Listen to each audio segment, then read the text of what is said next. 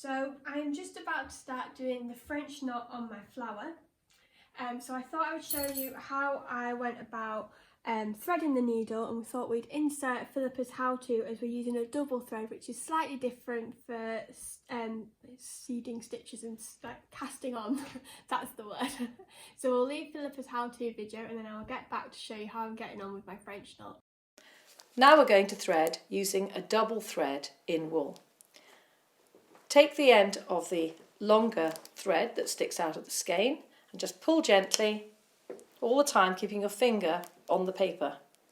Take it to the elbow, fold it again, and then snip off, leaving a length of about a mouse's tail behind.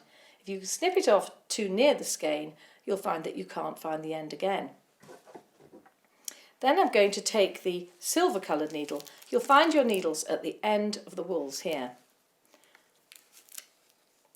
And you put your needle through the loop that you've created at the end of your wool. Pull that tightly. Now I find if I bounce that wool, not only are you learning about the quality of the thread, but you're actually straightening the fibres so that you have two perfectly relaxed pieces of wool hanging down and your thread will not twist as much. Now I'm going to take my finger and my thumb and squeeze it over that turn, the fold in the wool. Squeeze very hard, whip your needle out and then put the flat head of the needle down over the wool. Now that will magically thread the needle without you having to look at it or open the needle. And look here, it's worked again. Take it all the way through and then hang the loop at the far end. Now I'm going to use that loop to cast on for the first stitch. To cast on with the double thread, take your folded, looped and threaded wool and push your needle down into the linen and leave the loop on the top. Come back up a couple of threads away and catch that loop and pull it hard, then pull your wool away from the area you've just come up and take your needle down through the hole, and you'll hear a little pop and then you're ready to stitch.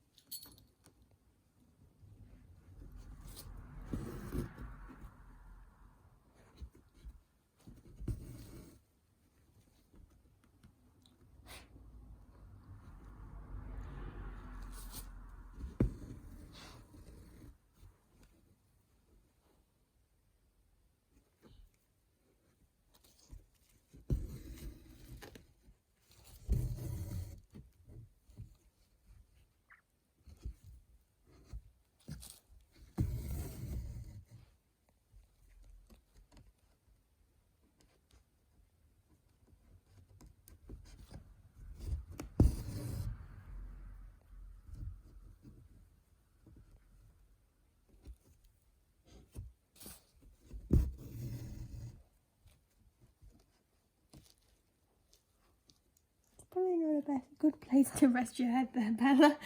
I need this hand. Can I have my hand back, please? Oh, good girl. Oh, watch your head.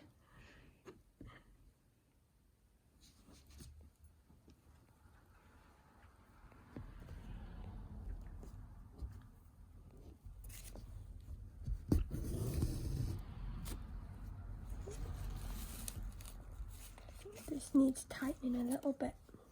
I'll do that once I finish this. To go up in the right spot.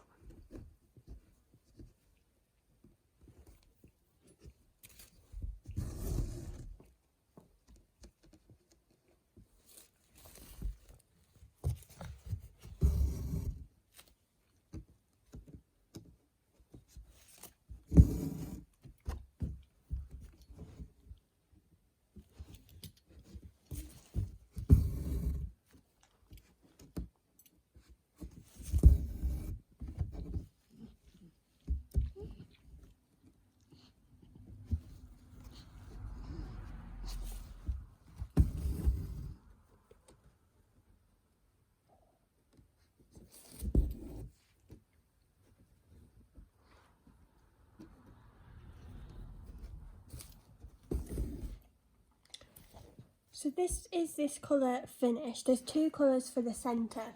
So I'm going to just switch my threads and I'll show you the final finished flower.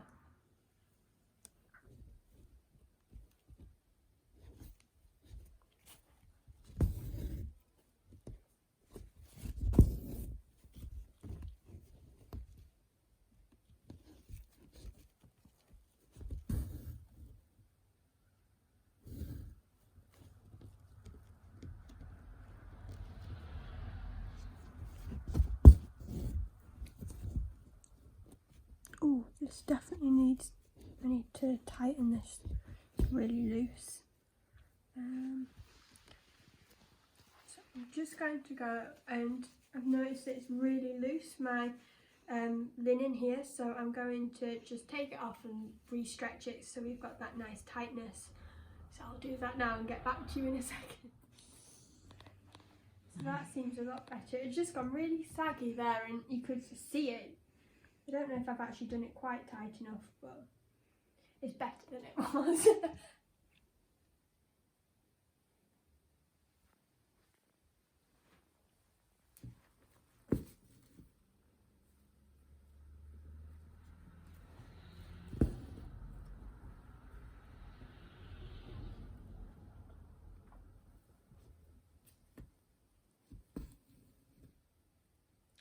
So there we go. I think I might have actually got the two colours the wrong way around. I think it works. At least it's the two right colours, just the wrong way around. So that is the finished flower. So what I'm going to go do is finish the other flowers off, and then we should have a nice flowered, the flowers and the stems all done. Ready for tomorrow, or Monday, when we will go on to the next stitch, which is actually the long and short shading again, and we'll be doing the leaves this time. So I'll see you on Monday.